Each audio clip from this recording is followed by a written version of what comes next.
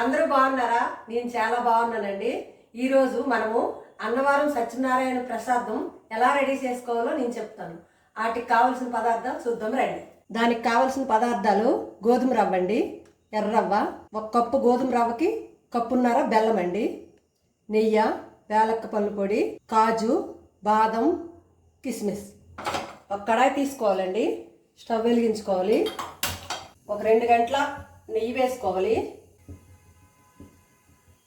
ఇప్పుడు మనం ఈ గోధుమ రవ్వ అందులో వేగించుకోవాలండి చక్కగా. ఇప్పుడు మనం ఇదే కప్పుతోని 4 కప్పులు వాటర్ వేడి చేసుకోవాలి. మనం ఇదే కప్పుతో 4 కప్పులు వాటర్ వేడి చేసుకోవాలండి. కరెక్ట్ కొలతలతోనైతే సేమ్ సత్యనారాయణ స్వామి ప్రసాదంలా రెడీ అవుతుంది.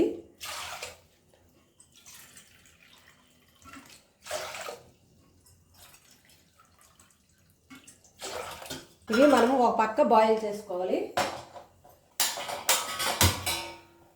అవి బాయిల్ అవుతూ ఉండగా మనం రవ్వ మంచిగా వేగించుకోవాలండి.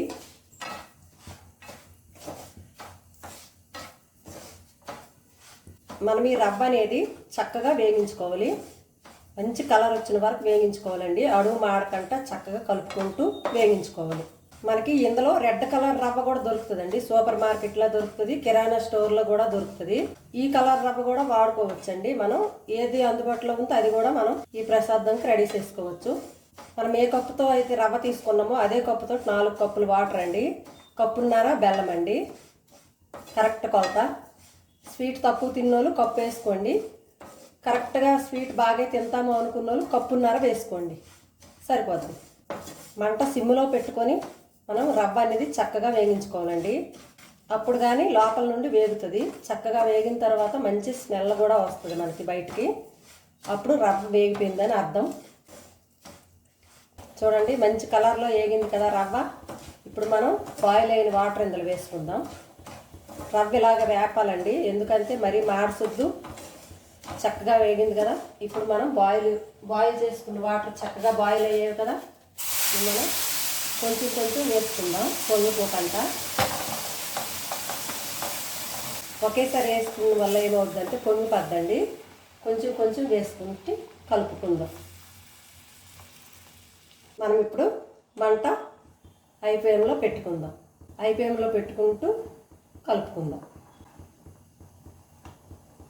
ఇప్పుడు మంట మనం మీడియం ఫ్లేమ్లోకి మార్చుకుందాం. ఇప్పుడు మనం దీనిపైన మూత పెట్టుకుందామండి. మూత పెట్టుకున్న వల్ల మంచిగా ఉడికిపోద్ది. మనం మధ్య మధ్యలో మూత తీసి కలుపుకుందాం. మనం మంట మీడియం ఫ్లేమ్లో పెట్టుకున్నాం కదా, ఉడుకుతుంది.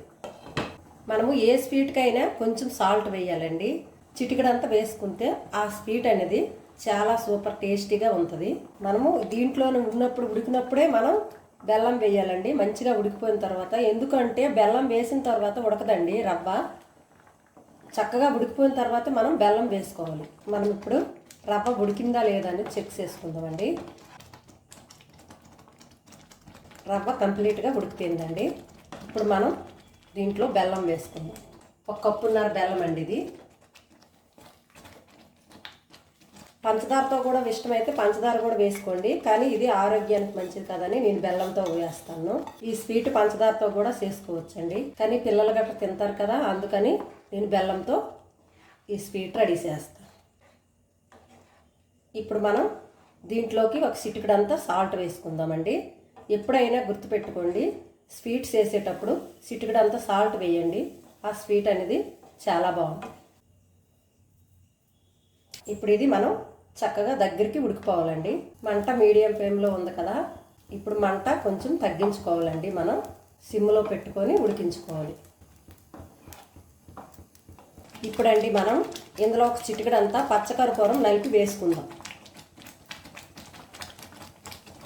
ఈ పచ్చకర్పూరం వేసిన వల్ల ఏమవుతుందంటే మనకి గుడిలో ప్రసాదంలా మంచిగా టేస్ట్ బాగుంటుందండి. మనం గుడిలో ప్రసాదం తింటే ఎలాంటి ఫీలింగ్ కలుగుతుందో అలాగే ఉంటుంది అన్నమాట ఈ పచ్చకర్పూరం. ఇప్పుడు దీంట్లో మనం కొంచెం వేలక్క పొడి వేసుకుందాం. వేయించి పొడి కొట్టానండి వేలక్క పొడి. ఇప్పుడు మనం ఇది పూర్తిగా సిమ్లో పెట్టి ఉడకనిద్దాం.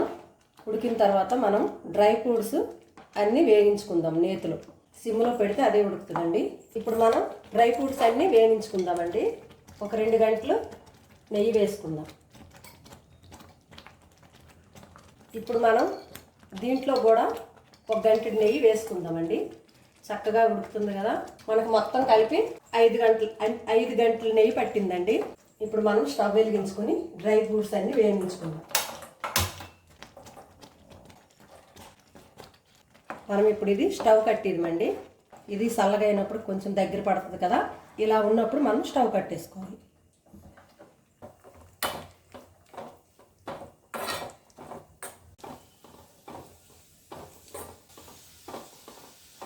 ఇప్పుడు మనం ఈ వేయించుకునే డ్రై ఫ్రూట్స్ వేసుకుందాం.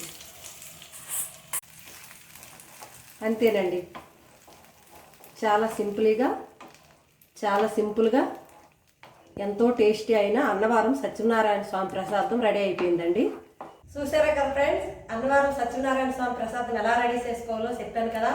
ఈ వీడియో కనుక మీకు నచ్చినట్టయితే లైక్ చేయండి, షేర్ చేయండి, సబ్స్క్రైబ్ చేయండి, మీ పిల్లలతో ఎంజాయ్ చేయండి.